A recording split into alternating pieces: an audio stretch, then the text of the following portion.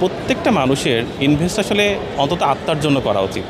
আপনার আত্মাই যদি অশান্তিতে ভোগে, আপনার অনেক বড় গাড়ি, অনেক বড় বাড়ি, তাতে কি যায় আসে? প্রথমে যখন শুরু করেছিলেন আপনি একবার বলেছিলেন যে যে কম্পিউটারটি দিয়ে আপনি এডিটিং করেন সেটি এখন পর্যন্ত কি চেঞ্জ করা হয়েছে? এখন তো অনেক টাকা হয়েছে আসলে।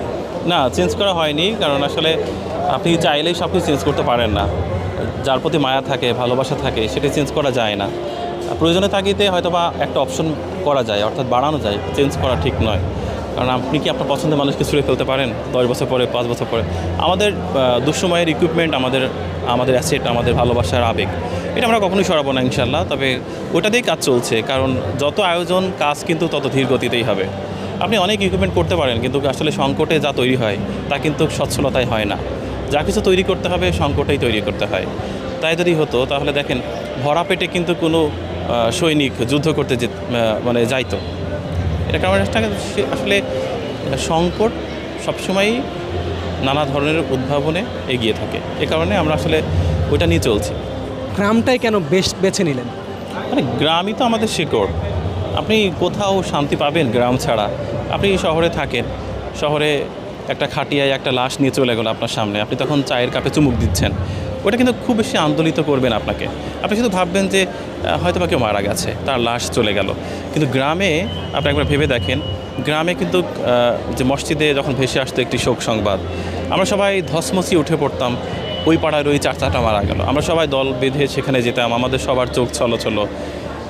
আমাদের গ্রামে যখন কারোর বিয়ে হতো, সবাই সেই বিয়ে বাড়িতে যেতাম। মানে দেখেন, এই গ্রামের যে ভালোবাসাটা বা গ্রামের যে ঐক্যতা, এটা কিন্তু শহরে হয় না। শহরে পাশের ফ্ল্যাটের খবর কেউ রাখে না। শহরে অনেক জায়গা থেকে অনেক মানুষ আসে, অনেক ব্যস্ততারা, অতটা মায়া কিন্তু শহরে জড়ানো হয় না। দিন শেষে সবারই কিন্তু কল্পনা থাকে যে এই শহর ছাড়তে হবে, গ্রামে ফিরতে হবে। আপনি হয়তো বা এই শহরে যুদ্ধ করছেন, কিন্তু কোথাও আপনিও খাঁচায় আটকানো পাখি। আপনারও মন চাইছে একবার যদি সুযোগ পাই খাঁচা ভেঙে পালাবো, গ্রামে চলে যাব। এটি সবার মনেই থাকে। এই ঢাকা শহরে যত আলো ঝলমেলে, যত প্রাচুর্যতার মধ্যেই কেউ থাকুক না কেন, আপনি তার হৃদয়ের কাছে প্রশ্ন করতে বলেন, তার কাছে জিজ্ঞেস করেন, সে বলবে যে আমিও পালাতে চাই এই শহর ছেড়ে। সবাই মূলত গ্রামই চাই। তো সেই কারণে আমার মনে হয়েছে যে কেন এই ছোট জীবনে এত বেশি আলো, এত বেশি আয়োজন, কেন এত যান্ত্রিকতা, কেন এত যুদ্ধের মধ্যে যাব?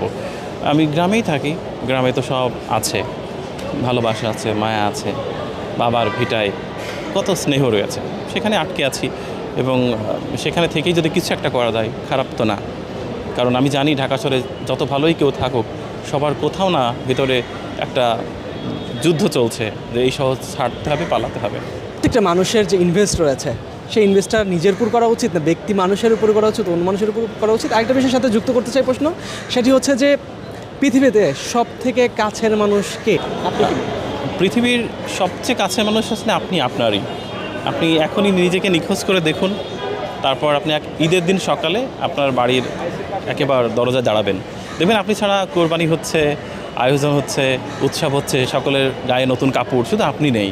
মানে আপনি যে নেই, এটা না খুব একটা বেঁধে থাকবে না কারোর কোনো কিছু। তো দিন শেষে মানুষ নিজের জন্যই বাঁচা উচিত বটে। তবে হ্যাঁ, দায়িত্ববোধ তো থাকেই সবার প্রতি, কিন্তু আমি বলছি মানুষ আসলে নিজের জন্যই বাঁচা উচিত বটে। আর অনেকেই তো গ্রামে ফিরতে চায়, এই শহর ছাড়তে চায়, কিন্তু পারে না।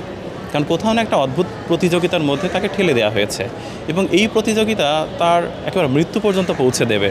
যারা এই বাঁধন ছিন্ন করে গ্রামে যেতে পারে তারা হয়তো বা কোনোভাবে বেঁচে যায়, আর যারা শহরে থাকে তারা হয়তো এভাবেই জোর করে ফেসবুক, পোশাক, খাওয়া দাওয়া, রেস্টুরেন্ট, এভাবে জোর করে মানুষকে বোঝাতে চায় I am very much happy. ভেতরে ভেতরে কোথাও একটা নীরব ভাঙন চলে, যেটা নদী ভাঙনের চেয়েও ভয়ানক ভাঙন। তো সেই ভাঙনের কাছে প্রতিদিনই তাকে হাঁটতে হয়, প্রতি রাতেই তার হৃদয়টাকে বোঝাতে হয় যে আমি তো আমার জন্য বাঁচি না, আমার সন্তান আছে, আমার ওয়াইফ আছে, আমার দায়িত্ব আছে, আমার অফিস আছে, আমি যেতে পারছি না। এভাবে আত্মার সাথে যুদ্ধ করতে করতে তাকে চলতে হয়। আর মানুষ মূলত যে ইনভেস্টের কথা বললেন, প্রত্যেকটা মানুষের ইনভেস্ট আসলে অন্তত আত্মার জন্য করা উচিত। আপনার আত্মাই যদি অশান্তিতে ভোগে, আপনার অনেক বড় গাড়ি, অনেক বড় বাড়ি, তাতে কি যায় আসে? মানে আপনার আত্মাটা যদি ছটফট করে, দিন শেষে আসলে কিন্তু আমরা নিজের আত্মাটাকে নিয়ে ঘুমাতে যাই। আত্মার প্রশান্তি দরকার। আত্মার প্রশান্তি না থাকাটা সত্যিই মানব জীবনের জন্য চরম ব্যর্থতার।